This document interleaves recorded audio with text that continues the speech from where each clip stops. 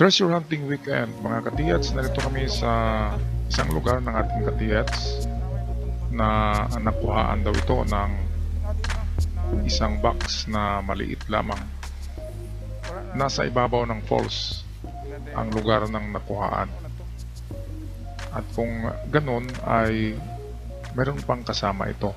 Hindi pwedeng magbaon ang mga Hapon ng nag-iisa lamang, lalo na ay maliit na box yung nakuha doon. Kaya atin puntahan ang ibabaw nitong waterfalls kung saan doon natagpuan o nakuha ng mga treasure hunter. Mahigit 1 taon na daw nang nakuha yon. Kaya tara na, atin akyatin.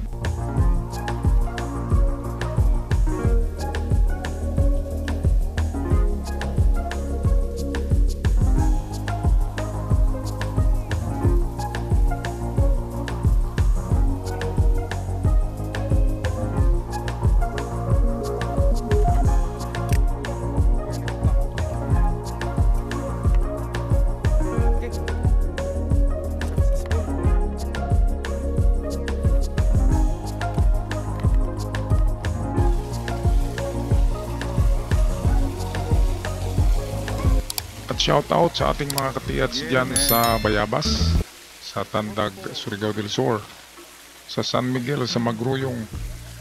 Shout out. Kami ay mapadpad dyan pagkatapos dito sa lugar na ito. Okay, at shout out din sa ating mga katiyats na nasa abroad ngayon. Sana ay nasa mabuting kalagayan kayo. Medyo magulo ang panahon ngayon, mga katiyats. Lalo na next year, predicted na lalong sasama ang lagay ng mundo. Kaya tayong mga nasa abroad ay tayo muna, relax muna tayo dito sa Pinas.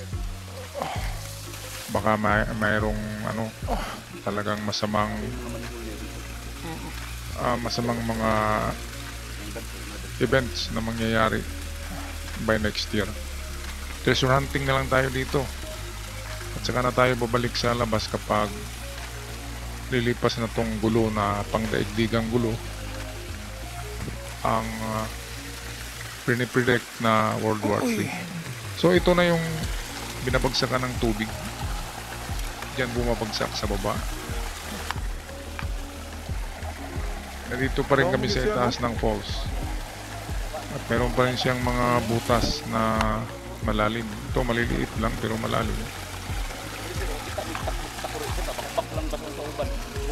At nagukay na sila katiyats dito sa gilid ng falls. Kaya nga lang ay solid rock at napakatigas. Kaya hindi nila natapos. Mamaya ay i-detect natin ang buong area ng waterfalls. At gamitan din natin ng scanner. Baka sakaling meron at matamaan. Okay, so ganito talaga ang treasure hunting. Analysis, and then detection, at napakatagal na paghuhukay at napakagasto.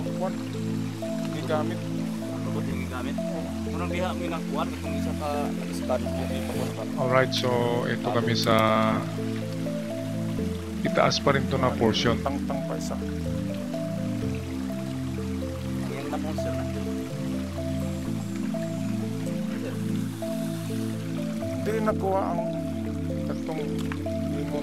Okay, so ito ginawan ko na lang ng ilustrasyon kung paano nahanap yung isang box ng ginto sa itaas nitong waterfalls.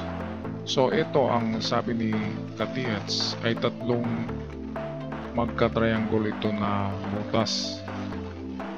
Okay, magka-triangle siya. At ang mga butas na ito ay malalim. Tinatawag nga niya na manhole kasi malalim nga at malalaki ang butas. At ang kahulugan pala nito ay 300 meters papunta doon sa itaas pa. So napakalayo, hindi natin akalain, no? Na 300 meters pala yan. So doon na tagpuan sa unahan ang isang box na tinakipan lamang ng bato. So ang laman noon ay hindi masyadong marami. Talagang ano lang siya, giveaway.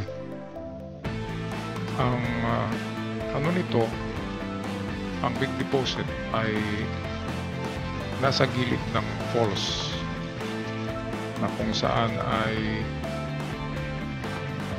secured siya ng pagtatakip ng malalaking bato. At yun ang hinahanap namin, ang big deposit na yun. Mamaya amin yan i-detect. Dito muna tayo bumisita para malaman natin kung paano nakuha ang mga item na narito at maisama na rin natin ito sa mga collection natin ng mga nakuhang treasures.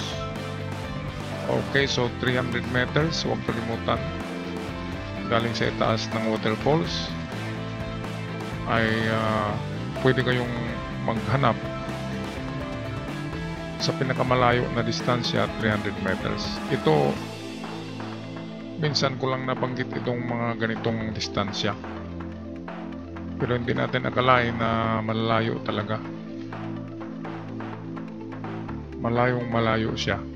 So sigurado may mapa ang ano nito, ang naka-recover, kasi hindi mo akalain na ganun kalayo. So ito na, kapag nakita tayo ng parang mga manhole na butas na malalaki, ibig sabihin 100 meters bawat isa niyan. So all in all ay 300. And then analyze nyo kung saan ang direksyon niyan. Ito kasi ay binabaybay niya lang ang agos ng tubig, yung pinanggalingan doon lang sa itaas, sa dinadaanan pa rin ng tubig. Okay, so patuloy tayo.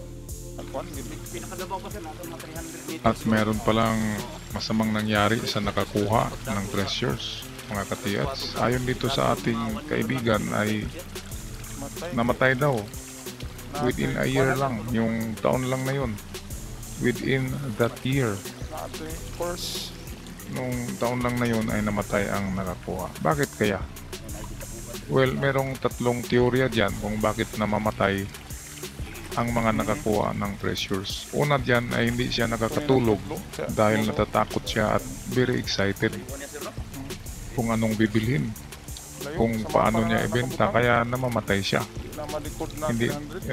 Hindi umabot ng isang taon. Pangalawa ay merong curse. Merong curse yan. Ayon sa mga sa mga matanda na nakakuha niyan ay huwag niyong dalhin sa bahay niyo ang nakuha niyo, kasi susunod yung mga nagbabantay diyan.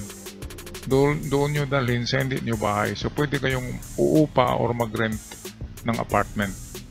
Pangatlong teorya ay merong lason ang mga ginto na nakabalot dito, kaya wag niyong hipuin at wag niyong kagatin yung mga gold bars gaya ng mga ginagawa ng iba, kinakagat ang gold bars. Alright, so hanggang dito lang tayo mga katiyats. Mamaya patuloy na kami sa pag-scan sa buong area. Hanggang sa muli, maraming salamat at ingat kayong lahat.